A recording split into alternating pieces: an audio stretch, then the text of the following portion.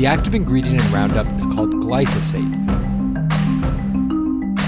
They've found glyphosate in wine, breast milk, urine, and drinking water, eggs, oatmeal, bread.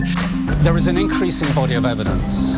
Levels of glyphosate exposure, given enough time, can result in potentially serious disease. Glyphosate is the most popular weed killer in the world. Glyphosate may pose heightened cancer risk. Last year, the World Health Organization's Cancer Research Agency classified glyphosate as a probable carcinogen.